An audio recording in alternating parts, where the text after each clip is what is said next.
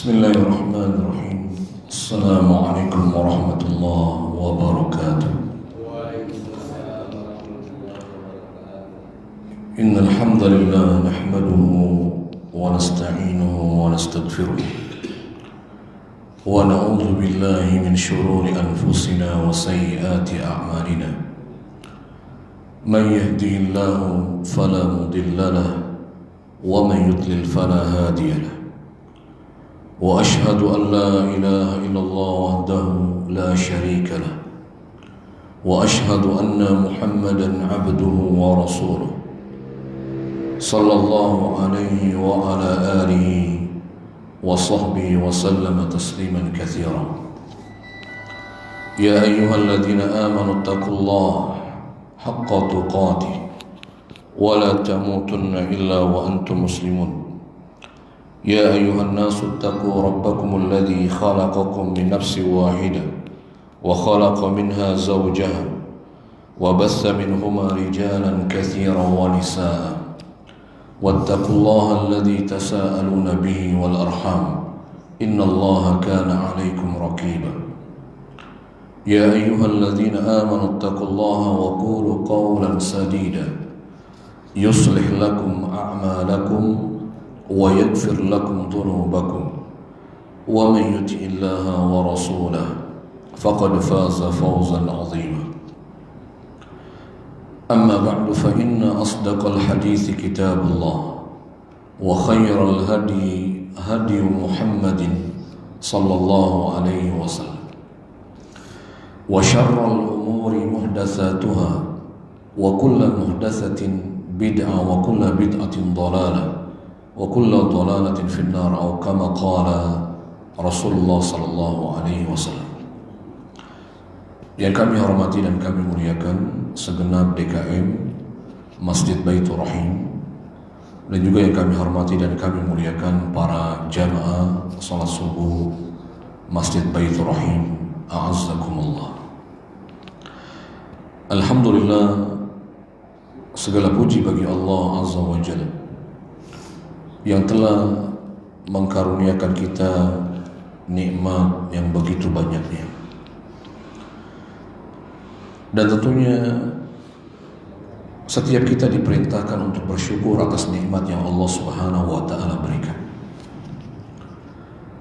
Dan bentuk bersyukur atas nikmat yang Allah karuniakan kepada kita adalah dengan kita berupaya menggunakan nikmat-nikmat Allah Subhanahu wa taala untuk menopang, mendukung, menyempurnakan ibadah yang Allah Subhanahu wa taala perintahkan, yang merupakan tujuan di mana kita dihidupkan, diciptakan oleh Allah Azza wa Jalla. Maka mudah-mudahan apa yang kita kerjakan dalam kesempatan subuh ini, menunaikan sholat berjamaah subuh, kemudian diikuti dengan meluangkan waktu kita duduk di rumahnya Allah Subhanahu wa taala di masjid dalam rangka menuntut ilmu agama Allah Jalla wa Ala ini semoga Allah mencatatnya sebagai bentuk syukur kita atas nikmat-nikmat yang Allah telah berikan dalam rangka menyempurnakan ibadah yang Allah perintahkan. Dan tentunya kita berharap dan selalu berdoa kepada Allah Subhanahu wa taala agar Allah Subhanahu wa taala senantiasa berkenan menerima seluruh amal-amal soleh kita, dan Allah masukkan ke dalam timbangan amal-amal kebaikan kita yang dengannya Allah juga jadikan sebab untuk kita meraih kesuksesan yang sesungguhnya, yaitu sebagaimana Allah Subhanahu wa taala berfirman, "Faman zuhziya 'anil nar wa udkhilal jannah faqad faza." Barang siapa yang dihindarkan, dijauhkan dari neraka dan dimasukkan ke dalam surga, maka sungguh dia orang yang sukses, orang yang beruntung. Maka semata-mata dalam rangka kita berharap amal-amal soleh yang kita lakukan menjadi sebab kita dimudahkan untuk meraih kebahagiaan yang sesungguhnya kelak di akhirat, dengan kita dijauhkan dari api neraka dan dimasukkan surga Allah Subhanahu wa taala. Amin ya rabbal alamin. Jamaah yang dicintai Allah Subhanahu wa taala, dalam kesempatan subuh ini kita akan melanjutkan kajian tafsir kita, di mana kita sampai pada surat Al-Infitar, di mana para mufassirin menyebutkan bahwa surat Al-Infitar ini surat yang tidak memiliki sebab khusus diturunkannya oleh Allah Subhanahu wa taala. Oleh karenanya kita mungkin akan mulai dalam pembahasan langsung daripada ayat yang pertama dari surat Al-Infitar ini, di mana surat Al-Infitar ada surat yang menjelaskan tentang kejadian atau fenomena yang terjadi di awal-awal surat itu, tentang fenomena terjadinya hari kiamat. Sehingga orang-orang yang ingin mengetahui apa di antara fenomena yang akan terjadi pada saat ditakdirkannya oleh Allah Subhanahu wa taala hari kiamat, maka Rasulullah SAW menyebutkan untuk kita membaca di antara surat Al-Infitar ini, di mana pada ayat yang pertama Allah Subhanahu wa taala berfirman, "Idza as-samaa'u fatarat", apabila as-sama, langit, infatarat, langit itu infatarat maknanya insyaqqat, terbelah, terpecah. Wahtalla nizamuha, dan ketika terpecah dan pecah, terbelah, hancur langit ini, maka pun semua tatanan yang ada di langit Allah Subhanahu wa taala juga menjadi hancur, menjadi rusak, yang menunjukkan akan berakhirnya masa kehidupan yang ada di dunia. Maka itu dinyatakan oleh Allah Subhanahu wa taala dengan Allah Subhanahu wa taala jadikan langit yang awalnya begitu kokohnya, yang begitu sempurnanya Allah menciptakan langit ini, yang dibangun oleh Allah Subhanahu wa taala tanpa tiang, yang tidak ada celah sedikit pun yang kita lihat pada langit Allah Subhanahu wa taala. Tidak ada retak, padahal ini atap. Ya, kalau kita punya atap rumah aja ada bocornya, ya kan? Ya. Ada aja kekurangannya. Berapa kali kita manggil tukang untuk membetulkan. Tapi langitnya Allah Subhanahu wa taala yang Allah jadikan sebagai atapnya bumi. Ya, atapnya manusia yang hidup di bumi Allah Subhanahu wa taala ini. Itu Allah Subhanahu wa taala jadikan tanpa celah, tanpa adanya keretakan dan kekurangan yang ada pada langit Allah Subhanahu wa taala. Sehingga Allah menyebutkan dalam ayat yang lainnya seperti dalam surat Al-Mulk, ya, hal tara min futur, kata Allah, apakah engkau melihat di langit-langit Allah Subhanahu wa taala ada celah, ada pecah, ada robek, ya, ada sedikit pun kekurangan ada pada langit Allah Azza wa Jalla. Maka kita akan mendapatkan langit Allah begitu sempurnanya. Pernah kita memperhatikan Bapak sekalian betapa Allah menyempurnakan itu begitu sempurna. Namun nanti menjelang kiamat, atau ketika Allah tegakkan kiamat, ya Allah hadirkan hari kiamat, maka di antara fenomena yang terjadi sebaliknya, maka Allah Subhanahu wa taala jadikan langit yang pada asalnya begitu kokohnya itu Allah hancurkan dan Allah membelahnya. Allah jadikan langit itu terpecah, terbelah, dan saat itu semua tatanan yang ada pada langit Allah Subhanahu wa taala menjadi rusak, menjadi hancur. Semuanya ya dihancurkan oleh Allah Azza wa Jalla. Kemudian begitu pun yang kedua, Allah juga menyebutkan wa idzal kawakibun tasarat.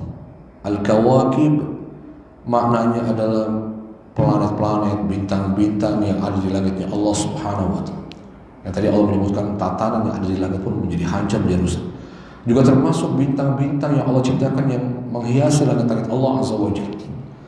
Ya, bintang-bintang, planet-planet yang Allah Subhanahu wa taala ciptakan. Maka pada saat terjadi kiamat, Allah jadikan bintang-bintang itu intatharat. Intatharat maknanya tasaqatat. Ya, Allah ya jatuhkan. Ya. Allah jatuhkan, Allah hancurkan Allah jatuhkan semua benda-benda yang ada di langit. Ya. Dengan cara Allah jatuhkan. Berserakan, berjatuhan, berserakan. semua benda-benda yang di langit ya, atau bintang-bintang Allah Subhanahu wa taala. Kita bayangkan bagaimana tentunya fenomena yang begitu mengerikan. Ya. Tentunya ini berkaitan dengan betapa terjadinya kiamat, sesuatu yang begitu mengerikan.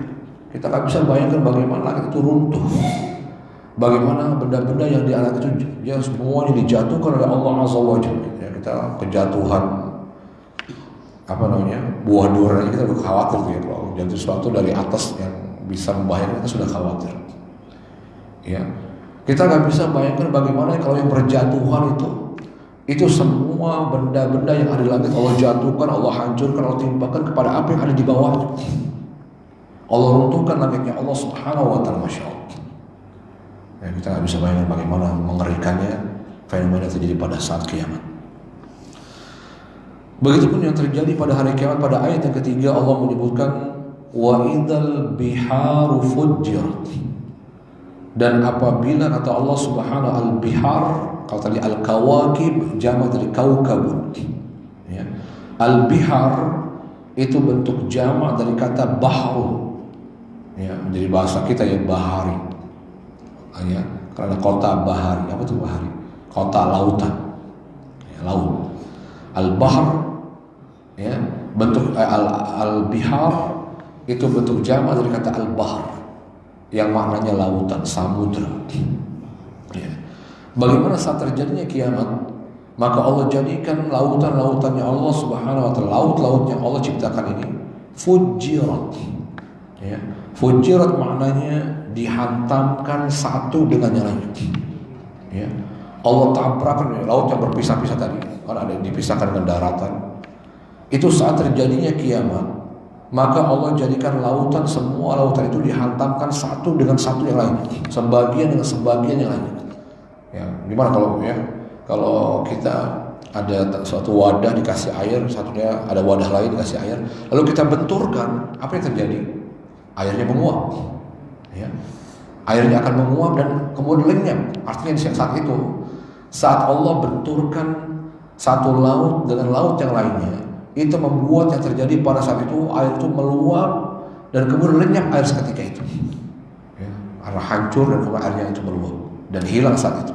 Ya, para ulama mengatakan, para fasir mengatakan, ya wa idzal biharu fajjarallahu ba'daha fi ba'din fadhahaba ma'uha.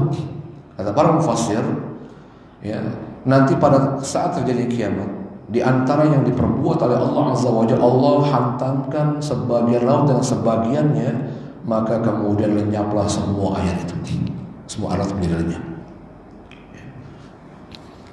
Kita bagaimana tuh ya, semuanya yang ada di lautan semuanya dihancurkan oleh Allah Subhanahu wa taala. Kemudian juga yang terjadi pada saat kiamat itu, Allah Subhanahu wa taala menyebutkan pada ayat yang keempat surat Al-Fitrah ini, wa idzal qubur bu'thirat. Al-qubur jamak dari kata al-qabr. Ya, sudah menjadi bahasa kita kuburan, kubur. Ya, kubur itu bentuk jamak dari kata qabr. Ya. Kalau di kita jadi kober ya kan. Kober. Di mana dekat rumahnya, di mana dekat kober. Kober itu kuburan kan? Betul ya? Ya. Kubur, jamaknya kubur. Jadi bahasa kita juga kuburan, kubur. Ya. Saudara kita baru dikubur, nah itu ya. Kubur jadi bahasa kita. Ya, kubur itu tempat ya disemayamkannya manusia setelah kematiannya, ya, ditanam dalam bumi. Maka bagaimana yang terjadi pada saat kiamat ini? Allah Subhanahu wa taala jadikan kuburan itu wa idzal quburu bu'thirat. Dan apabila kuburan-kuburan, tempat di mana manusia setelah kematian dimakamkan, ditempatkan pada tempat itu saat terjadi kiamat bu'thirat. Ya, bu'thirat maknanya kulibat. Ya, maknanya diterbalikan, ditumpahkan oleh Allah Subhanahu wa taala dalam rangka apa ini? Bi ba'thi man kana fiha.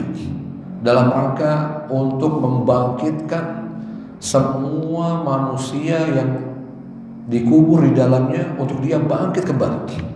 Jadi cara Allah membangkitkan, cara Allah Subhanahu wa taala membangkitkan kembali semua yang dikubur semua manusia yang jasadnya dikubur, ya, di kuburan tersebut, itu dengan cara Allah balikan dan Allah tumpahkan.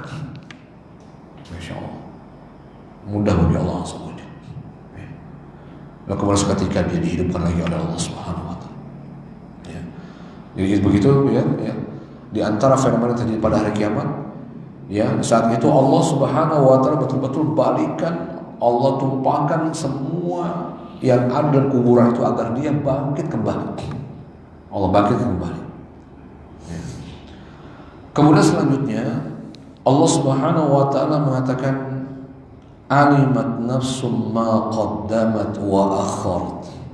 Ya. Saat manusia kemudian dibangkitkan oleh Allah Subhanahu Wa Taala, lalu kemudian mereka diberdirikan, dikumpulkan di mahsyar. Ya, apa yang terjadi setelah itu?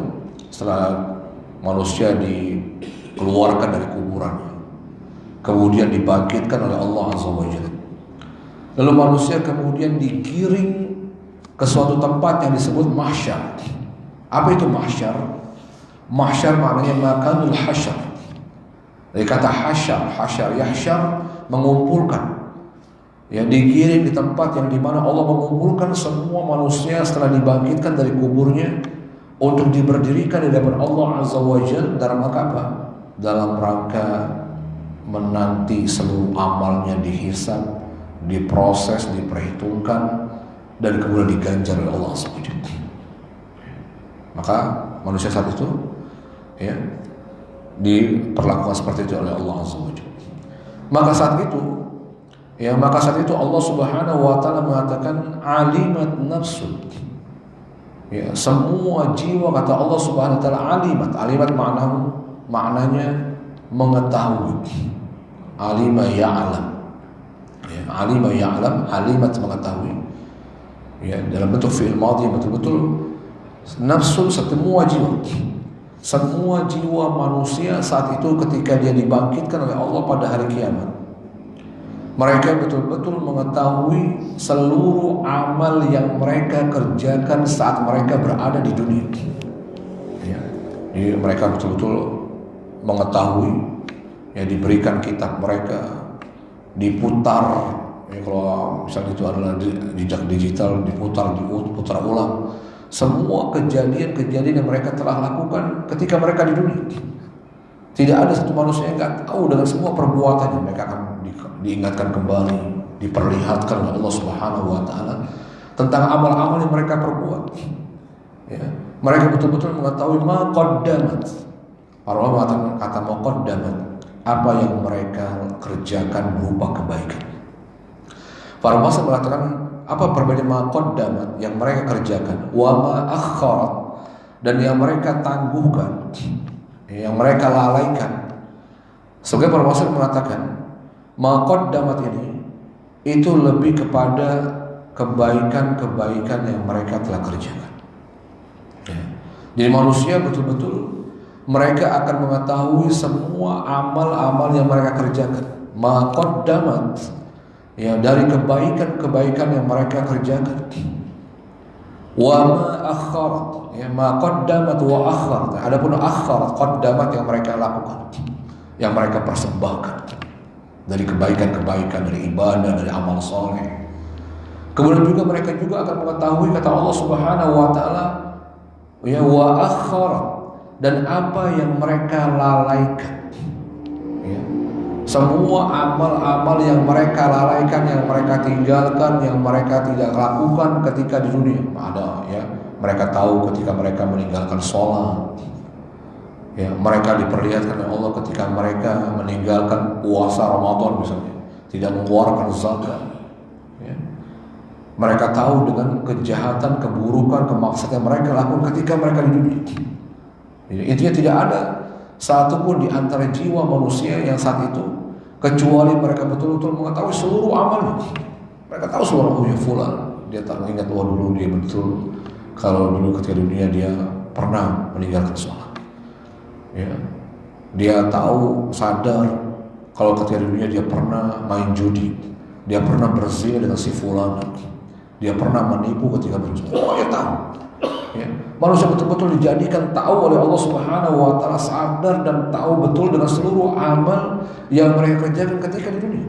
Yang sehingga mereka tidak bisa mengelak saat nanti diproses amal-amal itu. Misalnya nggak bisa nanti lagi namanya, oh enggak, saya nggak pernah, nggak bisa. Dibuat sadar, dibuat mengetahui, tahu betul dengan seluruh amal yang mereka kerjakan. Masya Allah. Jadi kita mau mau berkilah, berkelit, nggak bisa. Ya. Kita nggak bisa menghindar dari amal-amal yang telah kita kerjakan. Ya, semua ditunjukkan, ditampakkan oleh Allah Subhanahu wa taala. Lalu kemudian Allah Subhanahu wa taala mengingatkan manusia, ya ayyuhal insan, wahai manusia, kata Allah. Ya. Wahai manusia, kata Allah Subhanahu wa taala. Ya, kalau seperti itu keadaan maksudnya. Kalau nantinya bakal ada yang namanya hari di mana Allah akan membangkitkan kembali semua kita. Lalu kenapa? Apa yang membuat kita kemudian terperdaya? Ya, maka Allah mengatakan pada ayat ini, ya ayyuhal insan, wahai manusia, kata Allah Azza wa Jalla, ma gharraka, apa yang memperdayakanmu? Ya gharr, ya ghurru, maknanya menipu, memperdayakan. Ya. Kata Allah Subhanahu wa taala, wahai manusia, ya ayyuhal insan, wahai manusia semua kita, ma gharraka, apa yang membuat kamu tertipu, kata Allah Azza wa Jalla. Apa yang membuat kamu terperdaya, yang kemudian membuat kamu bermaksiat, melakukan kemaksiatan, meninggalkan yang diperintahkan oleh Allah, melakukan yang dilarang oleh Allah Subhanahu wa taala. Apa yang membuat kamu tertipu, kata Allah? Ya, ma gharraka bi rabbik. Apa yang membuat kamu tertipu dengan Tuhanmu? Di sini maksudnya tertipu dengan Tuhanmu, dengan Allah Subhanahu wa taala. Ya, manusia tertipu dengan dia kemudian bermaksiat kepada Allah Azza wa Jalla. Apa yang membuat dia terperdaya sehingga dia melakukan perbuatan-perbuatan yang dilarang, diharamkan oleh Allah Subhanahu wa taala? Apa yang menipu mereka akhirnya mereka justru meninggalkan perintah Allah Subhanahu wa taala? Ini maksud. Ya. Maghar. Allah Subhanahu wa taala mengatakan, ya ayyuhal insan. Ya, lebih khusus lagi kata para mufassir. Ya, seruan manusia di sini. Ya ayyuhal insan, wahai manusia. Sebagian para mufassir mengatakan ini ditujukan khususnya kepada al-munkir lil ba'ts. Ya, al-munkir lil ba'ts, yaitu orang-orang yang mengingkari adanya hari kebangkitan. Ya. Ada sebagian manusia yang gak percaya sampai hari ini bahwa nanti mereka akan dibangkitkan, dihidupkan kembali oleh Allah setelah kematian. Orang gak percaya. Dan bukti ketidakpercayaan mereka terhadap hari kebangkitan sehingga membuat mereka, mendorong mereka untuk berbuat semaunya, sesuka hati mereka. Ya, ada kita lihat orang-orang yang kejam, orang-orang yang begitu bengis di dunia, yang gak ada rasa kasihan dengan manusia, sehingga mereka berbuat semau, membunuh, ya, menyiksa orang, menzalimi semaunya. Seperti orang-orang Israel, orang-orang Yahudi. Itu karena mereka ya menunjukkan akan ketidakberimannya mereka dengan adanya hari kebangkitan, di mana setelah kematian mereka akan dibangkitkan oleh Allah untuk mempertanggungjawabkan seluruh amal yang mereka perbuat di dunia. Maka orang yang beriman tentunya, orang yang beriman dengan adanya hari kebangkitan, maka pastinya dia akan berupaya berhitung dengan amal yang dilakukan. Dia akan betul-betul mempertimbangkan amal-amalnya, karena dia akan setiap amal yang dikerjakannya akan dipertanggungjawabkannya di hadapan Allah Azza wa Jalla. Akan ditanya oleh Allah Subhanahu wa taala setiap amal, ucapan, perbuatannya, ya, akan ditanya oleh Allah Azza wa Jalla. Akan diminta dan dia pertanggungjawabkan di hadapan Allah Subhanahu wa taala. Ini di antara hikmah, ya. Apa sih di antara hikmahnya beriman dengan adanya hari kebangkitan? Apa hikmah, faidah, ya, keuntungan, keutamaan dengan seorang itu? Dia beriman, dia yakin dengan adanya hari kebangkitan yang ditetapkan oleh Allah Azza wa Jalla. Ya, kalau orang-orang tahu ada hari di mana semua amalnya akan diperiksa oleh Allah Azza wa Jalla, semua amal yang dilakukannya akan diminta pertanggungjawabannya oleh Allah. Semuanya dihisab, diproses, diperhitungkan, dan kemudian berkonsekuensi amal-amal yang dikerjakan itu akan diberikan balasan yang sesuai oleh Allah Azza wa Jalla. Kalau yang baik akan dibalas dengan kebaikan. Kalau yang buruk akan juga dibalas dengan keburukan. فَمَنْ يَعْمَلْ مِثْقَالَ ذَرَّةٍ خَيْرًا يَرَهُ وَمَنْ يَعْمَلْ مِثْقَالَ ذَرَّةٍ شَرًّا يَرَهُ. Ya. Orang yang beriman dengan adanya hari kebangkitan, dia tahu betul, ya, bahwasanya amal itu akan dibalas oleh Allah Azza wa Jalla. فَمَنْ يَعْمَلْ مِثْقَالَ ذَرَّةٍ.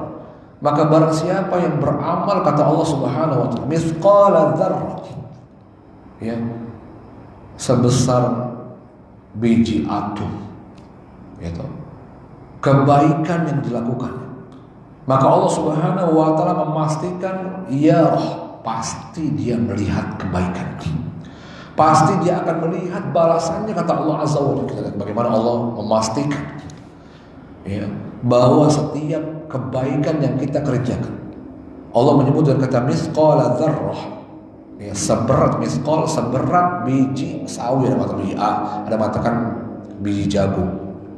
Dzarrah itu ada mengatakan jagung, biji atau ya benih jagung, atau ada mengatakan juga sebuah atom, partikel yang terkecil.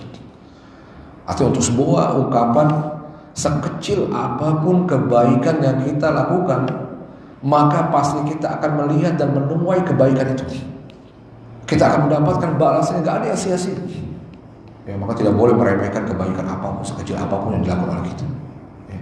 Sehingga kita gak boleh yang meremehkan, yang merendahkan satu kebaikan yang dilakukan oleh siapapun. Karena kebaikan itu punya nilai di sisi Allah Azza wa Jalla. Dia akan ditimbang oleh Allah Subhanahu wa taala. Ya. Jangan-jangan yang kecil itu, jangan-jangan yang kita anggap remeh, kebaikan yang kita anggap remeh itu, itulah yang akan menjadi sebab dimasukkan kita ke surga Allah Azza wa Jalla. Ya. Saya tidak boleh kita meremehkan, ya, merendahkan orang, wah, cuma sedekah apa 10.000 aja, kayak gitu ya. Ada orang misalnya, ya ada orang tidak suka misalnya apa merendahkan orang bersedekah dengan yang sedikit. Boleh jadi yang sedikit itu, ya, yang begitu utama di sisi Allah Azza wa Jalla, yang menjadi sebab, ya, masuknya seorang itu ke dalam surga, menjadi tamengnya dari api neraka Allah Azza wa Jalla. Bukankah Nabi SAW pernah mengatakan, ya, Nabi pernah mengatakan bahwasanya, ya, sedekah dengan setengah buah kurma itu cukup menjadi tameng seorang dari api neraka Allah Azza wa Jalla. Ya. Cukup menjadi apa? Nabi mengatakan fattaqun nar walau bisyikki tamrah. Nabi SAW pernah mengatakan, ya, takutlah, berlindunglah kalian dari neraka Allah Subhanahu wa taala, dari siksa api neraka Allah Subhanahu wa taala. Lindungilah diri kalian dari siksa api neraka Allah Azza wa Jalla. Ya, walau bisyikki tamrah, walaupun hanya dengan bersedekah dengan setengah buah kurma, kata Nabi SAW. Setengah buah kurma, apalah artinya setengah buah kurma? Tapi Nabi SAW ingin memberikan pelajaran kepada kita betapa ada amal yang sedikit itu begitu dahsyat, ya, begitu besar keutamaannya, mampu menjadi tameng seseorang, ya, dari api neraka Allah Azza wa Jalla. Ini kita tidak tahu dari amal yang mana yang membuat kita terlindungi dari api neraka Allah Azza wa Jalla. Dari amal yang mana, ya, yang membuat kita dimasukkan ke dalam surganya Allah Azza wa Jalla.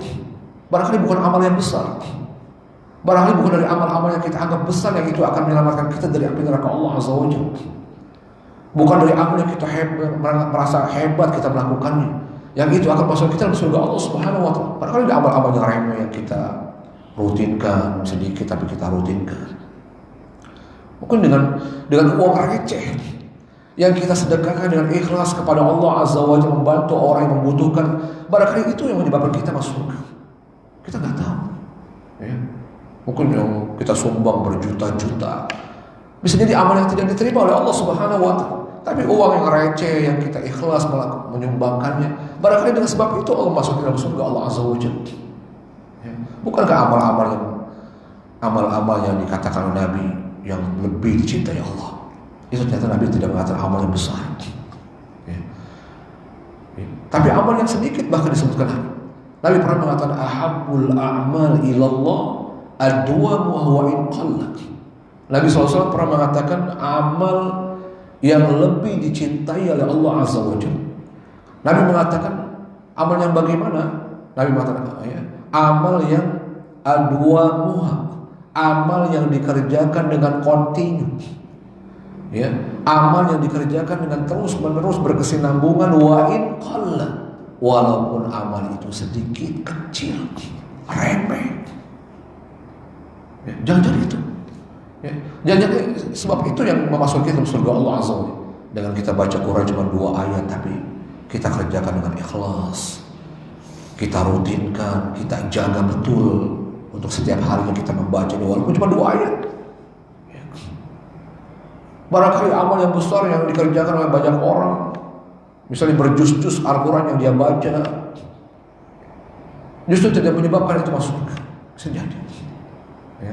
Jamaah Allah Subhanahu wa taala menunjukkan ya, dengan kita beriman dengan hari kebangkitan mendorong kita untuk bersemangat beramal soleh, memperbanyak ya komitmen konsisten dalam melakukan ibadah kepada Allah Azza wa Jalla dan meninggalkan jalan Allah Subhanahu wa taala. Ya. Maka hanya orang-orang yang tidak beriman dengan adanya hari kebangkitan yang membuat dia menjadi-jadi bermaksud kepada Allah, tidak takut dengan siksa Allah Azza wa Jalla, tidak takut bahwasannya amalnya itu berkonsekuensi dengan balasan yang akan diberikan Allah kepadanya di hari kiamat. Jamaah Allah Subhanahu wa taala. Maka Allah Subhanahu wa taala terlebih khusus mengingatkan pada ayat yang ke-6 ini, ya ayyuhal insan, wahai manusia. Ya, terlebih khusus ada kepada manusia yang al-munkir lil ba'ts, orang-orang yang mengingkari adanya hari kebangkitan, yang sehingga mereka terpedaya, tertipu ya dengan melakukan maksiat, mendurhakai Allah Subhanahu wa taala, meninggalkan perintah Allah. Ya. Allah bertanya kepada orang manusia ini, ma gharraka? Apa yang membuat kamu tertipu, kata Allah Azza wa Jalla. Ya. Apa sih sebab yang membuat kamu tertipu, terperdaya sehingga membuat kamu bermaksiat kepada Allah Subhanahu wa taala Al-Karim? Ya, bi rabbikal karim. Ya, membuat kamu bermaksiat kepada Tuhanmu, bi rabbika, terhadap Tuhanmu Al-Karim, yang Maha Mulia. Al-Karim, para ulama, para mufassir mengatakan, ya alladzi ja'alaka al-haqiqu bisyukri wat ta'at. Ya. Di mana makna Al-Karim? Para mufassir mengatakan al-jawadi katsiril khair. Karim juga maknanya, kata para mufassir, ya, kita biasanya menerjemahkan Al-Karim itu yang Maha Mulia. Ya. Al-Karim juga maknanya, kata para mufassir, al-jawad, yang Maha Dermawan. Jadi makna Al-Karim nama dan sifat Allah. Jadi Al-Karim ini diantara Asmaul Husna, diantara nama-nama Allah yang indah. Ya.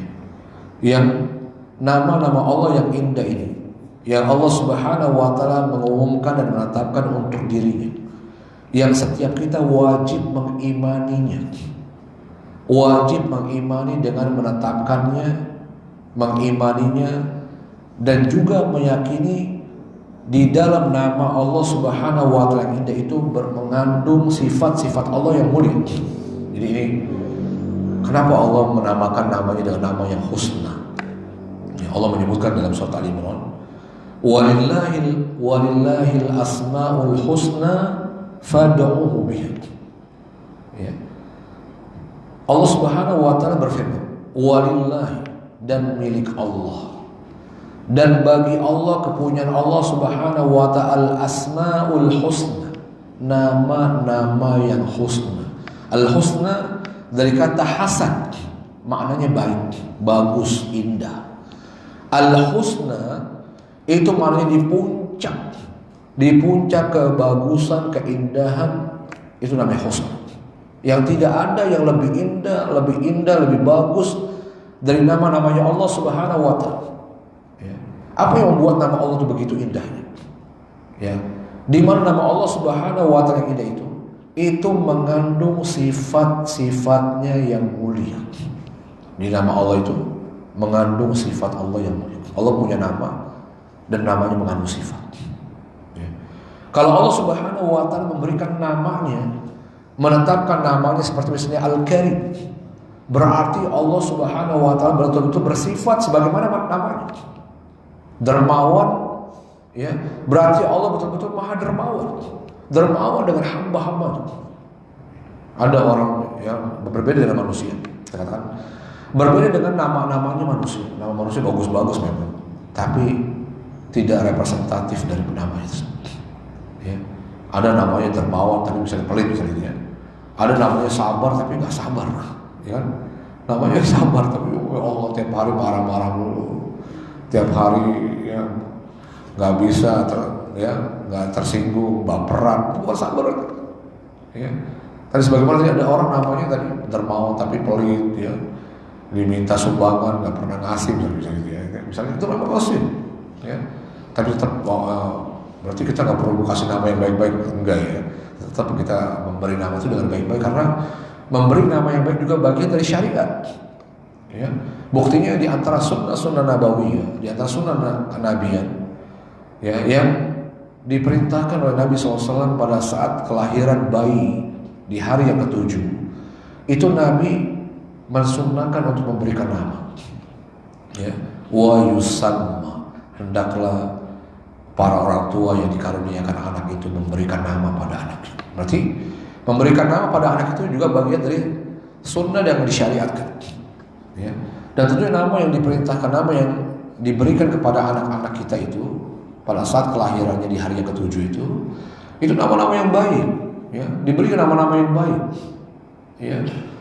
Buktinya apa? Buktinya Nabi SAW pernah menyebutkan berkaitan dengan nama itu, ahabbul asma ilallah Abdullah wa Abdurrahman. Seperti misalnya Nabi pernah mengatakan sebaik-baik nama, ya, nama yang lebih dicintai oleh Allah Subhanahu wa taala, memberi nama kepada anak dengan nama Abdullah Abdurrahman. Ya. Sehingga para sahabat namanya Abdullah Abdurrahman. Ya. Itu yang berarti menunjukkan memberi nama pun diperintahkan dengan nama-nama yang baik, dengan hambanya Allah, dengan nama-nama para nabi, para sahabat, ya. Nah, kita berharap ya nama itu mengandung doa dan anak kita diharapkan menjadi apa seperti yang diberikan nama oleh orang tua. Ya. Maka Allah Subhanahu wa taala menetapkan namanya Al-Karim. Ya. Dan ini menunjukkan ya bahwasanya Allah Subhanahu wa taala Maha Dermawan, bukan hanya namanya Al-Karim, ya, dermawan, tapi Allah Subhanahu wa taala betul-betul memiliki sifat dermawan. Begitu dermawannya kepada hamba-hamba. Ya. Begitu mudahnya Allah memberikan nikmat dan karunia kepada semua hamba-hamba. Semuanya diberikan oleh Allah Azza wa Jalla. Ya. Kemudian juga makna Al-Karim, para ulama berpasang mengatakan katsirul khair. Makna Al-Karim itu yang banyak kebaikannya. Yang banyak melakukan kebaikan, yang banyak kebaikan dan banyak memberikan kebaikan. Itu makna Al-Karim. Ada orang banyak harta tapi ya nggak ada yang diberikan kepada orang lain, nggak bermanfaat buat orang lain. Tapi Allah Subhanahu wa taala yang banyak kebaikan dan banyak memberikan kebaikan. Itu katsirul khair. Ya. Kemudian juga makna ya Al-Karim ini, ketika kita mengetahui bahwasanya Allah Subhanahu wa taala Al-Karim, ya, maka itu juga berkonsekuensi pada nama itu Al-Haqiq bisyukri wa ta'at, ya, yang berhak untuk disyukuri dan ditaati. Ya. Jadi konsekuensi ketika kita beriman dengan nama Allah Subhanahu wa taala bahwasanya Allah Maha Dermawan, Allah Maha banyak kebaikan dan banyak kebaikan diberikan kepada hambanya, sehingga berkonsekuensi Allah ini Al-Haqiq, ya, satu-satunya Tuhan yang berhak untuk setiap hamba itu bersyukur kepadanya. Ya, gimana kita akan bersyukur sementara Allah telah banyak memberikan kebaikan kepada kita. Ya. Kemudian wa-ta'ah berkonsekuensi dengannya bahwa Allah Subhanahu wa taala satu-satunya Tuhan yang berhak untuk ditaati dan diibadahi. Kenapa kita beribadah kepada-Nya? Kenapa Allah itu satu-satunya ilah yang berhak untuk kita ibadahi? Karena Dia Allah yang telah memberikan banyak kebaikan kepada hamba. Karena Dialah Allah Subhanahu wa taala yang memberikan banyak kenikmatan kepada semua hamba. Termasuk kita diciptakan Allah Subhanahu. Termasuk penciptaan kita ini sebuah kebaikan Allah yang Allah berikan kepada kita. Termasuk menyempurnakan ciptaan Allah, kita diciptakan Allah dengan sempurna ini. Itu di antara bentuk kebaikan Allah Azza wa Jalla. Ya. Allah ciptakan mata, hidung, telinga begitu sempurnanya. Ya, dengan fungsinya masing-masing, dengan manfaatnya masing-masing dari ciptaan. Setiap organ-organ tubuh kita ini punya manfaatnya, punya fungsi. Itu menunjukkan kebaikan Allah Azza wa Jalla. Lalu Allah Subhanahu wa taala kemudian menyebutkan kembali sifatnya. Ya, kenapa Allah itu wajib ditaati dan disyukuri nikmatnya? Ya. Karena Allah Subhanahu wa taala, kata Allah, alladzi khalaqaka. Karena dialah Allah yang menciptakan kamu, kata Allah. Ya. Karena dialah Allah Subhanahu wa taala, kenapa Allah itu wajib, satu-satunya Tuhan yang wajib, yang berhak untuk kita ibadahi, untuk kita syukuri nikmat yang telah diberikannya. Karena Allah Subhanahu wa taala alladzi khalaqaka fasawwaka fa'adal. Pada ayat berikutnya, karena dialah Allah yang menciptakan kamu, kata Allah. Ya, kenapa Allah berhak untuk diibadahi? Karena Allah menciptakan kita. Allah yang menciptakan kita, kemudian fasawwaka. Lalu Allah kemudian menyempurnakan ciptaan kita ini. Allah berarti Allah ciptakan kita, lalu Allah sempurnakan penciptaannya. Ya. Bahkan manusia ini diciptakan oleh Allah dalam keadaan yang paling sempurna, fi ahsani taqwim. Ya. Kalau kita bertanya siapa yang paling sempurna ciptaan Allah, ya, di antara semua ciptaan, ya. Siapa di antara makhluk yang Allah ciptakan paling sempurna di antara semua makhluk manusia? Allah mengatakan fi ahsani taqwim, kata Allah. Allah menciptakan manusia dalam sebaik-baik ciptaan dan bentuk. Ya. Ada bapak-bapak yang yang kita ini nggak lebih baik daripada binatang-binatang lain. Semua binatang Allah ciptakan, mana yang lebih sempurna dengan manusia? Manusia. Ya. Manusia Allah ciptakan dengan sempurna, mulia. Ya. Kita, kalau bapak coba kita bandingkan dengan binatang, makhluk-makhluk yang lainnya, manusia diciptakan sempurna. Ya. Lalu bahkan Allah Subhanahu wa taala fa'adalak. Bukan hanya Allah sempurnakan, tapi Allah juga jadikan ciptaan manusia ini fa'adalak, dengan begitu serasi. Begitu serasi. Ya, begitu elegan. Ya, serasi gak boleh. Kita matanya dua di depan, itu betul-betul seimbang, serasi, elegan dilihatnya. Ya, coba kalau misalnya matanya satu di pinggir, satu di atas, kan nggak bagus ya. Ya. Itu kata-kata adalah kata para mufassir, itu betul-betul Allah buat ciptaan manusia begitu teratur, serasi, indah dilihat, elegan. Ya, itu kita nggak bisa bayang misalnya hidung kita satu, kalau dua kan nggak bagus, ya. Ada yang pengen hidungnya dua misalnya, nggak bagus, coba hidungnya dua. Mulut kenapa satu, mulut dua, nggak bagus. Ya, coba bapak nanti kalau yang arsitek gambar aja mulutnya, buat gambar mulut manusia dibuat dua misalnya, biar tambah banyak bicaranya misalnya. Atau hidungnya lubangnya 3, kan nggak bagus kalau lubangnya 3. 2 indah, masya Allah. Subhanallah. Pernah kita memperhatikan betapa ciptaan Allah itu begitu sempurnanya, begitu elegannya, begitu sempurna. Kemudian Allah Subhanahu wa taala pada ayat berikutnya, bagaimana Allah menciptakan manusia fi ayyi suratin ma syaa rakkab. Ya. Allah menciptakan manusia itu fi ayyi suratin, dalam rupa apapun yang Allah kehendaki. Jadi kita nggak perlu milih lagi. Ya. Allah Subhanahu wa taala menciptakan ciptaan manusia fi ayyi suratin, dalam rupa apapun yang Allah telah menghendakinya, Allah telah menetapkannya. Yang pastinya tetap pilihan Allah. Pilihan Allah dalam memilih rupanya, bentuknya manusia itu adalah pilihan yang terbaik pastinya. Masya Allah. Ya, Allah berkehendak untuk menciptakan manusia dalam rupa apapun yang dikehendaki oleh Allah Subhanahu wa taala. Ya, fi ayyi surah, dalam bentuk apapun yang Allah kehendaki, maka Allah akan ciptakan. Ya. Dan ternyata ciptaan Allah, ya, ternyata yang dipilih, yang dikehendaki Allah pada penciptaan manusia adalah penciptaan yang begitu sempurna. Ya. Allah lebih tahu yang terbaik dari penciptaannya. Ya, rakaba, Allah susun begitu sempurna. Mana rakaba? Para ulama kata rakaba yurakibu. Ya, itu rakaba yurakibu ini. Itu Allah susun penciptaan manusia itu li'adai wadhaifika, untuk melaksanakan tugas-tugas dan fungsi-fungsinya. Ya.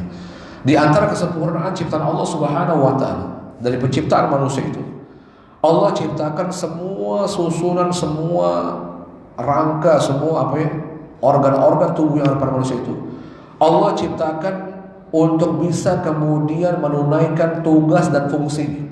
Mata Allah ciptakan untuk melihat, ada fungsinya. Semua yang diciptakan Allah pada tubuh kita ini semua ada fungsinya. Jantung ada fungsinya, paru-paru ada nggak fungsinya? Hidung Bapak yang Allah ciptakan ada nggak manfaatnya? Fungsinya ada. Mulut kita, lidah kita, gigi kita, gusi kita, mata dengan detail-detailnya. Mata baru satu organ. Di dalam mata itu banyak susunan. Ada retina, ada fulvil, macam-macam ya. Semuanya punya fungsi masing-masing, masya Allah. Tubuh kita, kalau kita bedah ini, ada organ-organ tubuh yang disusun begitu rapinya oleh Allah. Ya, kita kan nggak sampai sejauh itu, para dokter tahu tuh ya, bagaimana rangka organ yang ada dalam tubuh perutnya manusia. Itu Allah ciptakan begitu sempurna, begitu rapih. Ya, bagaimana belum kita syaraf-syaraf ya Pak ya, urat-urat, syaraf-syaraf itu. Kalau kelibet aja bahaya Pak ya. Ibarat kabel listrik itu kalau kelibet-libet kan bisa rusak gitu ya, bisa konslet. Ya. Itu berapa juta-juta saraf itu dalam tubuh kita yang Allah gak salah memasangnya, yang Allah gak pernah salah menyusunnya. Kalau saraf satu aja mati bisa bahaya, bisa lumpuh ya kan Pak ya. Saraf kejepit aja ya, kita banyak orang saya punya saraf kejepit, udah gak bisa ngapain. Itu kejepit baru kayak gitu. Ya, masya Allah. Kita nggak pernah sampai sejauh itu memikirkan ciptaan Allah. Ya, kita nggak pernah bertadabburi ciptaan Allah. Begitu sempurna, begitu dahsyat dan hebatnya Allah Azza wa Jalla. Ya, menciptakan penciptaan manusia.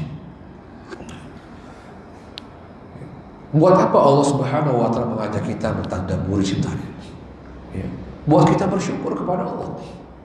Agar manusia kemudian bersyukur kepada Allah Azza wa Jalla. Dia dikasih mata, alhamdulillah, sehingga dia gunakan, ya, berupaya menggunakan mata Allah untuk beribadah kepada Allah. Ya. Ketika dia tahu nikmat tangan, maka dia akan berupaya menggunakan tangannya bagaimana untuk beribadah kepada Allah Azza wa Jalla, untuk mentaati Allah Subhanahu wa taala. Dia berbuat baik dengan tangannya, dia melihat dengan mata, ya, dia gunakan mata ini sebagai nikmat Allah untuk membaca Al-Quran, melihat yang dihalalkan oleh Allah Azza wa Jalla.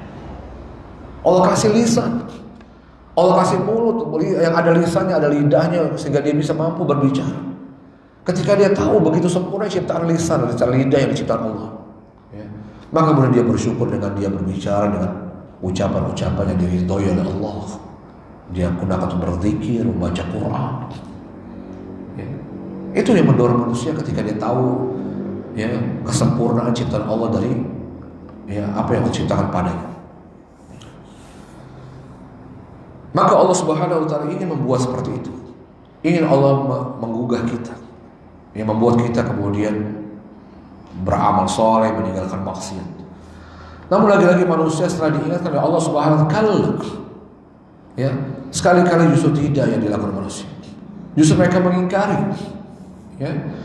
Justru mereka sebaliknya, ya, mereka justru bukan membuat mereka semakin beribadah. Kalau di sini adalah, ya, sebuah pengingkaran yang menunjukkan manusia itu sudah diingatkan oleh Allah dengan nikmat-nikmatnya, dengan kesempurnaan ciptaannya, bahkan sudah ditakut-takuti oleh Allah, ya, bahwasanya akan ada hari di mana, ya, terjadinya kiamat, bumi ini akan dihancurkan oleh Allah, selesai masa berakhir hidup mereka di dunia, mereka akan dibangkitkan, mempertanggungjawabkan soal amal mereka. Itu pun tidak membuat manusia, tidak menggugah manusia kemudian sadar dan mau menyembah Allah Subhanahu wa taala.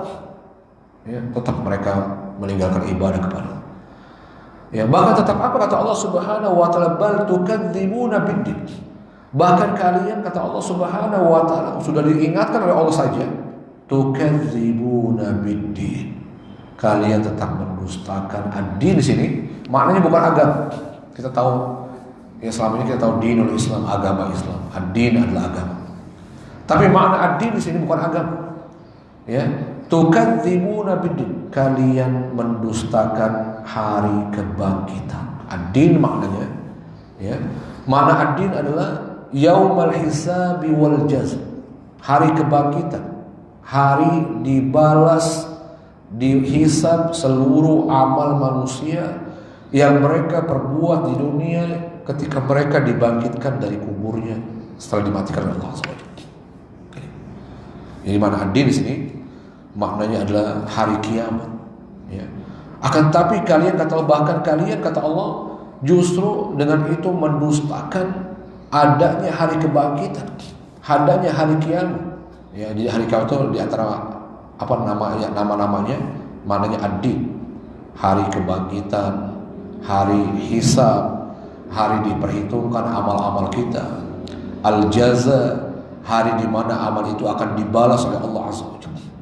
Ya, ini justru yang dilakukan oleh banyak orang-orang yang mengingkari hari kebangkitan. Ya.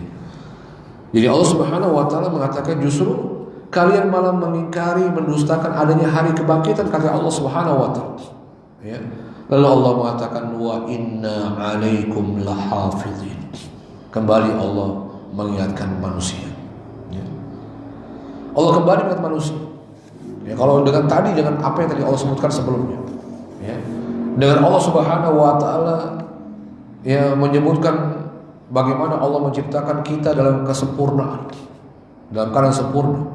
Atau Allah Subhanahu sebelumnya mengingatkan kita dengan akan adanya hari kiamat, hari di mana ya bumi ini akan dihancurkan oleh Allah, langit akan diruntuhkan, semua akan dijatuhkan dari langit. Ya, kemudian lautan-lautan itu akan dihantamkan satu dengan yang lainnya. Ya, dan manusia akan ditumpahkan dari kuburannya, itu dalam rangka agar kita takut. Ya, agar kita takut kepada Allah, agar kita mau beribadah hanya kepada Allah Azza wa Jalla, agar dengan itu kita mau meninggalkan apa yang dilarang oleh Allah Subhanahu wa taala. Ya, tapi dengan itu pun enggak membuat manusia tergugah. Maka Allah ingatkan kembali, wa inna 'alaikum lahafizin. Wa inna, sesungguhnya, 'alaikum, atas kalian, kata Allah Subhanahu wa taala, lahafizin. Lam di sini ada lam taukid. Betul-betul, kata Allah, sungguh. Ya, jadi nunnya inna itu udah penegasan. Wa inna, dan sesungguhnya, 'alaikum, atas kalian, laha, betul-betul lah. Lam di sini lam taukid, kata para ulama. Lamnya artinya sungguh-sungguh. Ya. Dan sesungguhnya atas kalian betul-betul hafidhin. Ya, ada makhluk-makhluk yang menjaga. Maksudnya siapa? Malaikat. Hafidhin, penjaga ini, itu adalah para malaikat. Sungguhnya atas kalian ada para malaikat, kata Allah Subhanahu wa taala, ruqaba, yang ditugasi oleh Allah mengawasi seluruh amal kalian. Ya. Jadi kita harus meyakini, di antara keimanan yang wajib diimani oleh seorang mukmin itu mengimani bahwasannya Allah Subhanahu wa taala menugaskan para malaikatnya untuk mengawasi semua perbuatan kita. Gimana kalau kita tahu, biasanya kita akan hati-hati kan kalau masuk ke dalam suatu tempat yang situ ada banyak pengawasnya, Pak ya. Mau berbuat macam-macam kita nggak enak, Pak ya. Ya maaf, apa yang membedakan kita masuk ke dalam sebuah tempat yang situ ada penjaganya, security-nya, ada pengawasnya, dengan masuk tempat yang nggak ada apa-apa, nggak ada penjaganya. Ya, apa bedanya? Kita kalau nggak ada tempat yang nggak ada siapa, kita bebas berbuat. Kita akan semau kita berbuat kan itu, Pak ya. Nggak ada yang liatin ini, nggak ada yang ngawasin kita kok.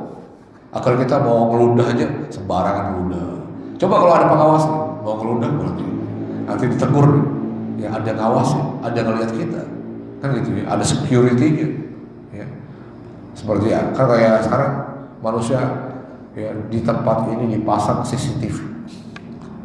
Kalau kita tahu begitu kan berarti kita mau duduk aja. Yang tadinya kalau nggak ada CCTV kita mau melonjor sembarangan, Pak ya. Ada CCTV-nya nggak enak, saya mau kayak gitu, Pak ya. Kita akan berhati-hati dengan perbuatan kita.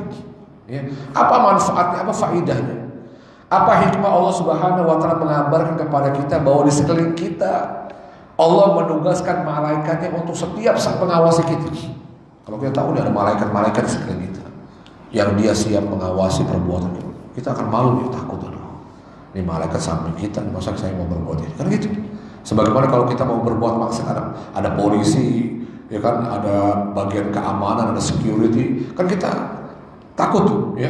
Kita hati-hati berpikir, kalau mau berbuat kan berpikir, ya, kalau ngambil ini nanti security tahu gak ya, di mall, ya, di tempat perbelanjaan, pusat perbelanjaan. Kenapa dia dipasang CCTV, ada security-nya, ada pengawasnya? Itu sehingga membuat orang yang masuk dalamnya berhati-hati, nggak sembarang ngambil, dia akan bayar, kan gitu Pak ya? Dia akan berhati-hati berpikir ketika berbuat. Maka begitu pun Allah Subhanahu wa Ta'ala, di antara hikmah kenapa Allah menugaskan para malaikatnya yang Allah tugas untuk mengawasi semua perbuatan kita, biar kita berhati-hati dalam berbuat. Itu maksudnya. Ya. Kemudian Allah juga menyebutkan malaikat-malaikat yang ditugasi oleh Allah mengawasi perbuatan manusia, kiraman katibin, yaitu malaikat-malaikat yang kiraman, yang mulia. Ya. Malaikat-malaikat yang sifatnya kata Allah, selain dia mengawasi perbuatan kita, kiraman Allah, makhluk-makhluk, malaikat-malaikat yang mulia, ya, pilihan makhluk-makhluk pilihan Allah Subhanahu wa Ta'ala yang dimuliakan oleh Allah Subhanahu wa Ta'ala, yang juga tugasnya katibin. Apa tuh katibin? Menulis, ya, mencatat, ya. Yang ditugasi oleh Allah Subhanahu wa Ta'ala bukan sekedar mengawas.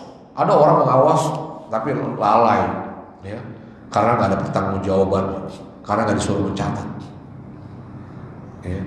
Tapi malaikat ini bukan hanya sekedar ditugasi mengawas, dia bukan hanya sekedar ditugasi mengawas perbuatan kita, tapi diperintahkan oleh Allah sebagai pencatat semua amal kita, ya. Kalau cuma mengawasi, ya, beda gak bahwasannya pertanggungjawabannya. Kalau mengawasi kemudian dilaporkan secara lisan, Pak Direktur, tadi saya melihat karyawan-karyawan kita ada yang begini. Ada yang luput kan? Pasti ada yang luput kan? Yang ada yang lupa nih kan? Oh, tadi apa ya? Oh, tadi saya lupa tuh. Tadi fulan itu, misalnya si direktur tanya, kalau yang karyawan si A itu apa yang dikerjakan hari? Ya, kan kamu tadi ngawasin, ya kan? Kita mungkin ada yang luput, ada yang lupa yang akan kita laporkan kepada bos kita, ya kan? Misalnya kita ditugasi mengawasi karyawan A misalnya. Lalu direktur kita hari ini tanya, ya, tadi kan kamu mengawasi si A, apa yang dia sudah perbuat? Ya, apapun ada yang lupa tuh yang kita laporkan, ya, karena kita misalnya nggak mencatat, sekedar mengawasi saja. Ini malaikat ditugasi oleh Allah bukan hanya sekedar mengawasi, tapi juga Allah Subhanahu wa Ta'ala berikan tugas untuk mencatat seluruh amal yang diawasi, detail, jam sekian, detik sekian, fulan, begitu. Ya, berubah sedikit amalnya sekian, begitu. Semuanya dicatat oleh para malaikat. Tidak ada satupun ucapan, satu lafaz yang diucapkan manusia, satu perbuatan dikerjakan oleh manusia kecuali dicatat semuanya oleh para malaikat. Mau yang baik, yang buruk, yang sia-sia, yang nggak ada manfaat, yang bermanfaat, semuanya dicatat. Semuanya ditulis oleh para malaikat. Ya, masya Allah.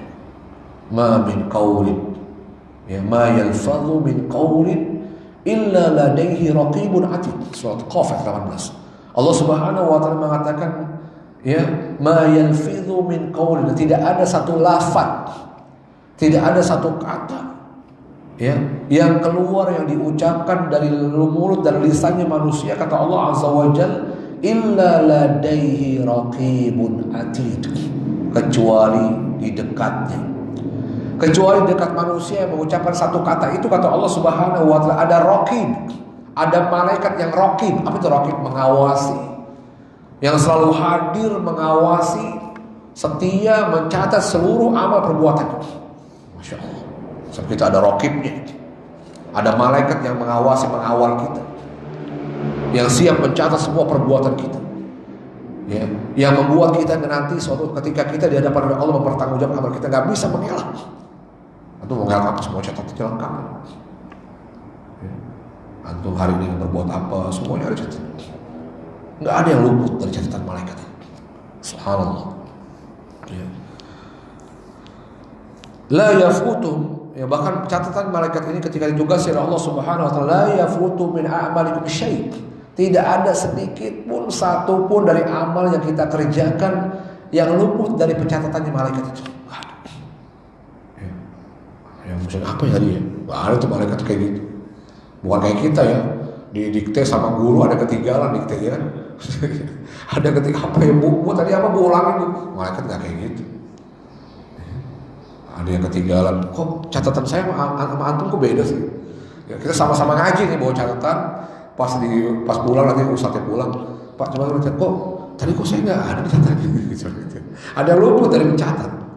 Ya. Tapi malaikat kata Allah Subhanahu wa taala, la yafutu a'malukum, tidak ada satupun la yafutu min a'malikum syai'. Tidak ada suatu pun yang luput dari dicatat maka dari amal-amal kalian kata Allah Azza wa Jalla.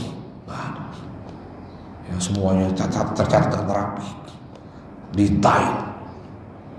Ya.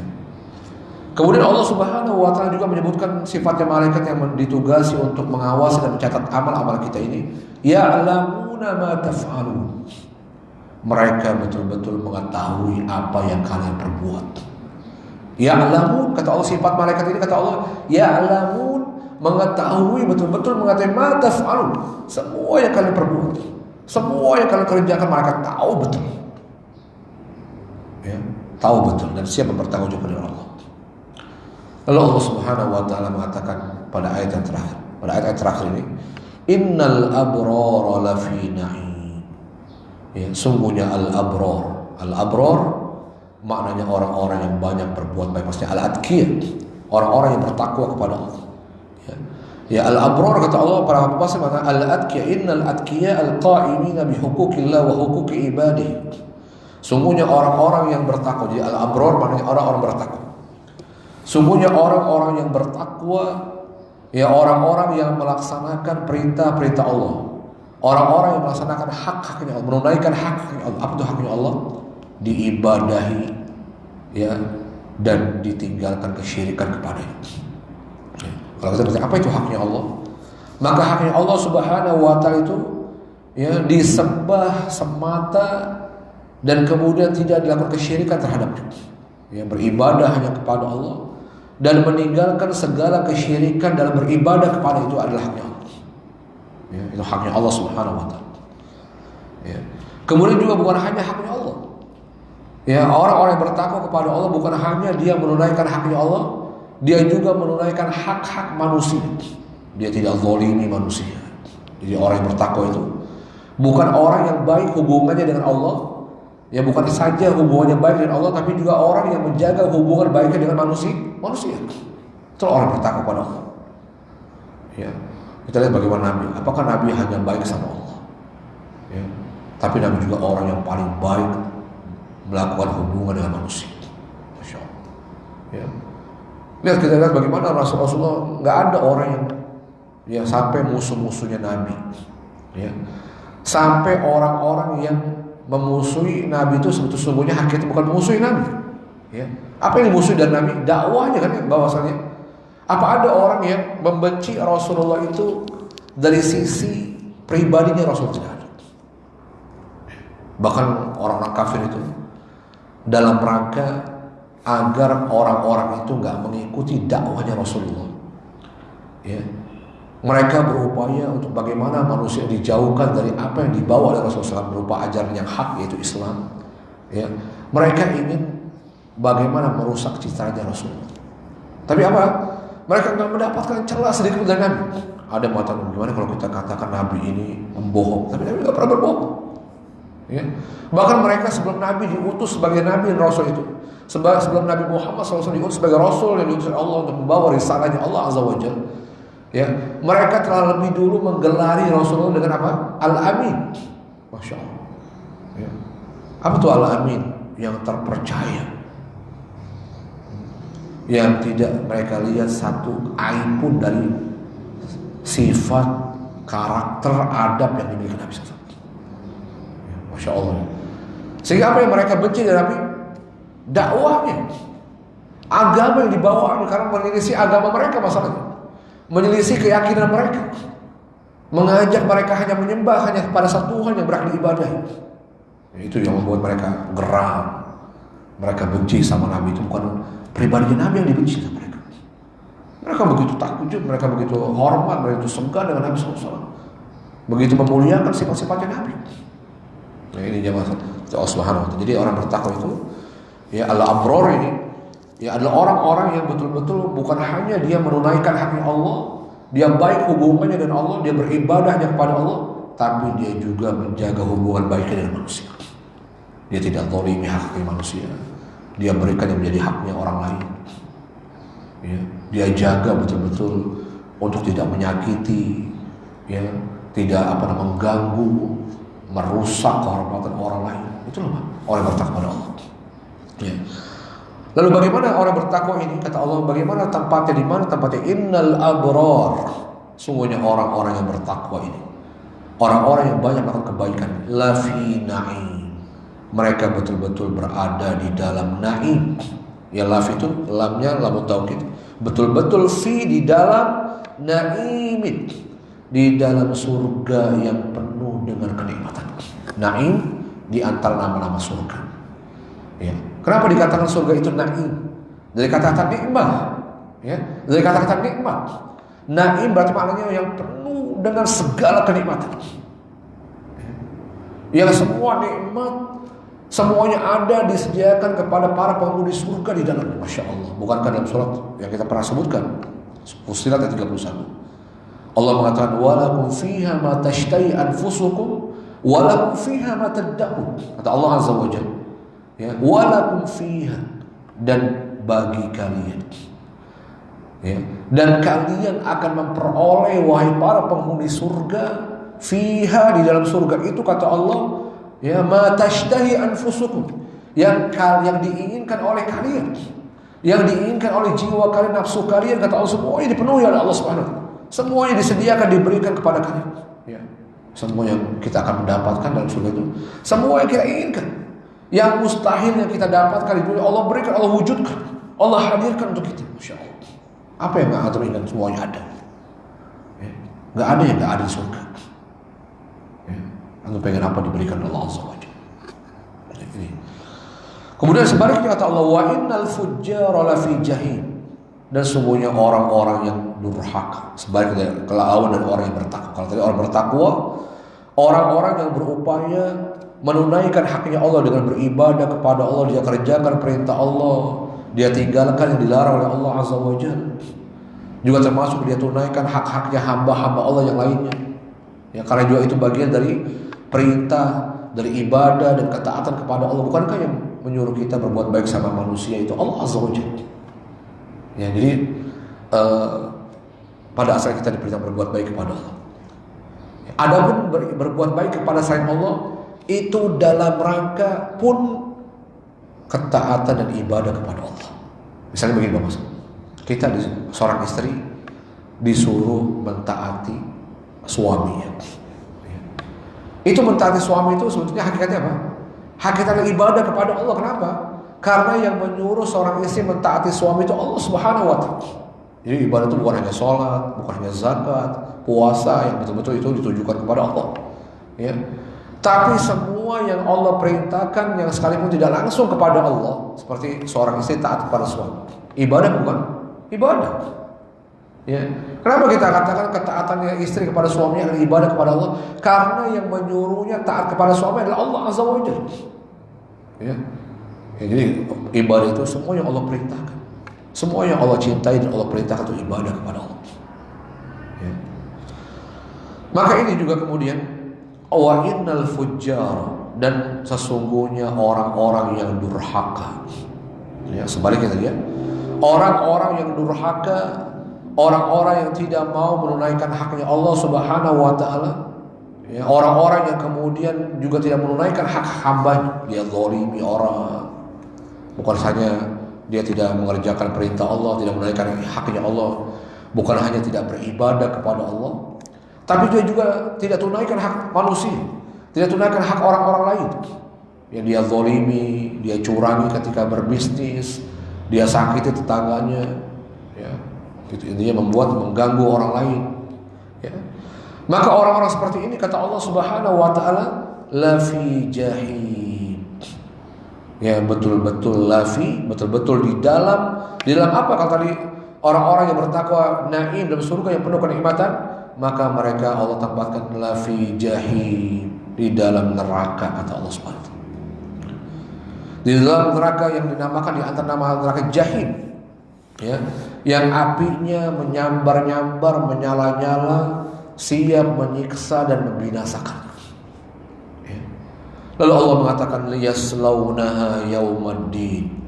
Mereka akan masuk ke dalam neraka itu pada hari pembalasan tadi. Ya. Mereka betul-betul akan masuk ke dalam. Ya. Mereka akan ditempatkan dan mereka betul-betul akan masuk kata Allah. Ya. Yaslauna maknanya yadkhuluna. Makna yaslauna maknanya mereka akan masuk ke dalam neraka itu dan betul-betul akan disiksa di dalamnya. Ya. Kapan itu? Yaumaddin, pada hari mereka dibangkitkan, ya, kemudian dihisab amalnya, kemudian dibalas balasannya. Maka di antara balasan dari amal mereka ini, mereka dimasukkan neraka dan disiksa di dalamnya, ya, pada hari itu. Kemudian Allah Subhanahu wa taala juga kembali menyebutkan bagaimana siksaan Allah kepada orang-orang yang menghuni neraka itu. Ya. Yang mereka disiksa, dibakar dengan api neraka di dalam neraka tersebut pada hari pembalasan itu. Ya, lalu bagaimana juga sifatnya yang lainnya, wa ma hum anha bighaibin. Wa ma hum, dan mereka tidak. Wa ma di sini nafi, ya, yang mana tidak, dan tidaklah mereka, maksudnya hum mereka ini orang-orang yang menghuni neraka tadi, penghuni neraka tadi. Wa ma hum, dan tidaklah mereka para penghuni neraka ini anha, dari siksa neraka itu bighaibin. Ghaib maknanya absen, ya, tidak hadir, perek, libur, ya. Kalau di kelas kan guru mengabsen, Ahmad ghaib bu, absen, kan, absen, ya, berarti libur, nggak ada tempat. Ya. Maka keadaan orang dalam neraka itu kata Allah, wa ma hum anha bighaibin, dan mereka sekali-kali tidak pernah akan absen, nggak akan pernah libur dari disiksa oleh Allah di neraka itu. Masya Allah, nggak ada liburnya tuh. Kalau ada libur masih astagfirullah. Ternyata orang disiksa nggak ada liburnya tuh. Ya. Allah menyebutkan nggak akan ada liburnya orang-orang itu dalam neraka itu dari disiksa oleh Allah Azza wa Jalla. Setiap detiknya disiksa oleh Allah Subhanahu wa taala, nggak pernah di stop sedikit, nggak pernah dikasih ampun oleh Allah Azza wa Jalla. Masya Allah. Kalau di dunia masih ada ampun bahwa kalau kita di dunia masih ada ampun. Itulah rahimnya Allah di dunia. Ya, rahim itu Allah hanya di dunia. Nanti nggak ada lagi rahim, nggak ada lagi rahmat yang Allah berikan kepada penghuni neraka. Orang berbuat maksiat hari ini masih dikasih rahmat oleh Allah, ditangguhkan siksanya. Di antara sifat rahim Allah itu dibuktikan ketika ada hamba yang bermaksiat kepada Allah yang membuat Allah murka dengan perbuatannya. Di antara bentuk rahmatnya Allah Subhanahu wa taala, Allah tangguhkan siksanya. Kita nggak tahu kalau Allah nggak punya sifat rahim bahwa ada orang masa sedikit langsung bisa diazab sama Allah. Ya. Kan bahwa kita sadar kita berbuat maksiat, tapi Allah menangguhkan. Ya, Allah ulur siksanya. Allah tangguhkan seberat apa? Barangkali dengan ditangguhkan dia sadar, dia mau bertobat, minta ampun, selesai, diputihkan sama Allah dosanya. Bukankah orang yang bertobat dari dosa itu, Nabi mengatakan langsung segera diputihkan sama Allah seakan-akan dia gak berbuat dosa. Allah mengatakan, Rasul mengatakan, at-taibu minadz dzanbi kaman la dzanba lahu. Orang yang bertobat dari dosanya, minta ampun, nyesal dengan perbuatan dosanya, minta ampun kepada Allah, kaman la dzanba lahu, seperti orang yang gak punya dosa, seakan-akan gak ada dosa, seakan-akan dia gak pernah berbuat dengan dosa yang dilakukan. Masya Allah, dilupakan sama Allah dosanya. Ya. Tidak lagi ada azab yang akan diberikan oleh Allah Azza wa Jalla. Ya. Maka berbeda dengan orang-orang nanti di hari kiamat. Gak ada rasa iba, tidak ada sedikitpun kasih sayang Allah kepada para penghuni neraka.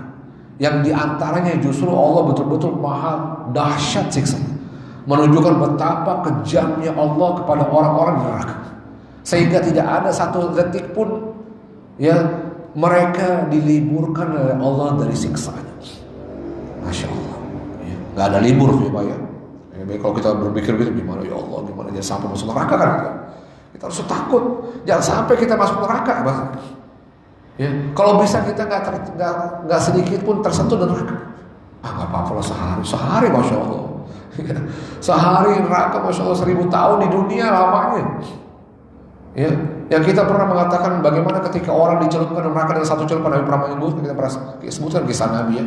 Nabi mengatakan nanti di hari kiamat didatangkan orang yang paling nikmat di dunia, yang kemudian dia penghuni neraka. Lalu Nabi mengatakan fayus bagu finnari sibqo. Lalu dia dicelupkan, kata Nabi, dengan satu celupan dan neraka diangkat. Dicelupkan dengan satu celupan, diangkat dari neraka itu, dicelupkan dalam neraka satu celupan diangkat. Lalu ditanya sama Allah Subhanahu wa taala orang ini, hal ra'aita khairan qattu?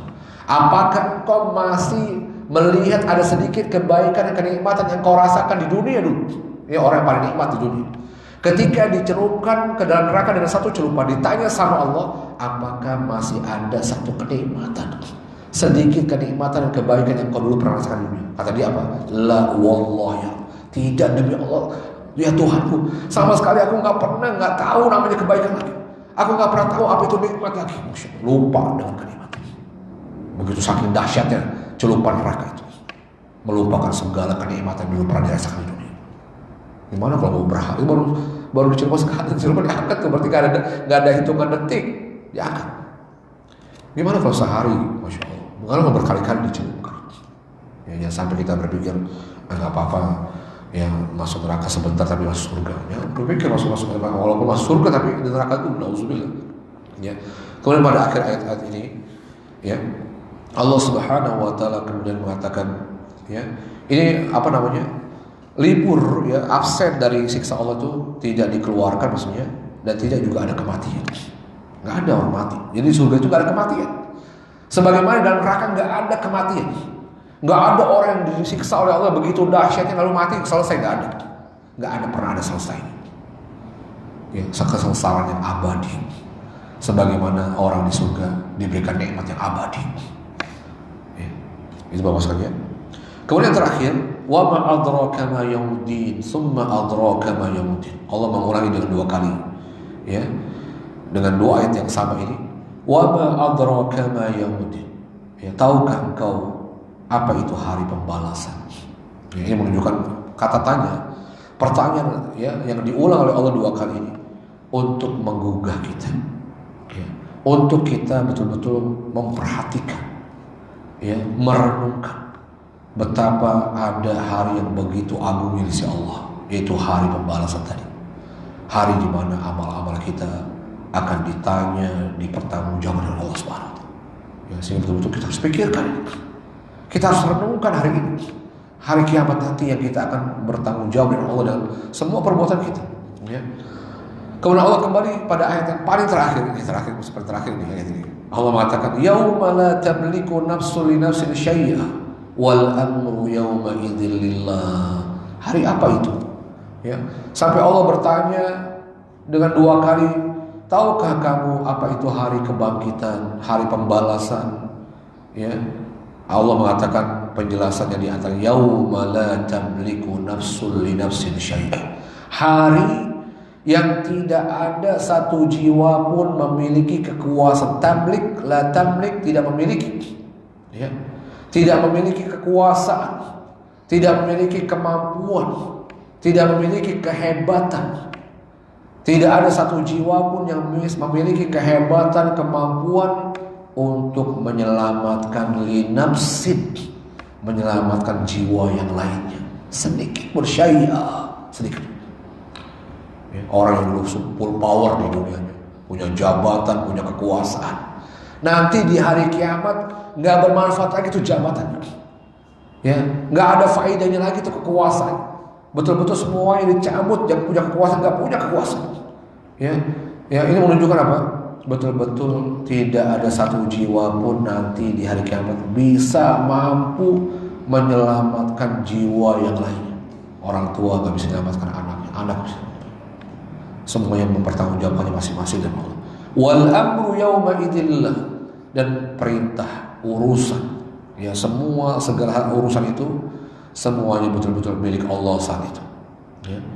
Ya betul-betul saat itu semua perintah, kekuasaan, semua urusan, ya yauma idzin pada hari kiamat nanti lillah, hanya milik Allah.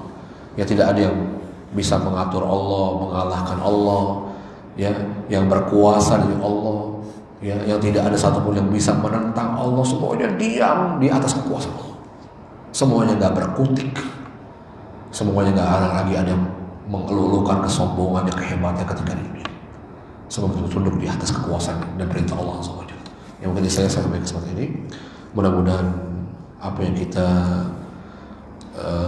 pelajari dari ilmu tafsir surat Al-Infitar ini menjadi ilmu yang bermanfaat yang Allah berikan kepada kita, dan semoga menambah keimanan kepada setiap kita akan ya adanya hari kiamat, hari kebangkitan, hari di mana amal-amal kita akan kita pertanggungjawabkan dengan Allah Subhanahu wa taala, akan dihisab, diberikan balasan sesuai dengan amal yang kita perbuat, yang menentukan apakah kita akan ditempatkan di tempat yang mulia, surga yang penuh kenikmatan, apa justru sebaliknya akan membuat kita ditempatkan pada tempat yang begitu menyengsarakan, yang kesengsaranya abadi, yang siksaannya tidak akan pernah ada istirahatnya, disiksa, diberikan terus oleh Allah Azza wa Jalla. Mungkin saya sampaikan kali ini mudah-mudahan bermanfaat. Ada yang bertanya? Cukup ya? Kalau tidak ada, kita coba kafarah majelis. Subhanakallahumma wa bihamdika asyhadu an la ilaha illa anta astaghfiruka wa atubu ilaik. Wassalamualaikum warahmatullahi wabarakatuh.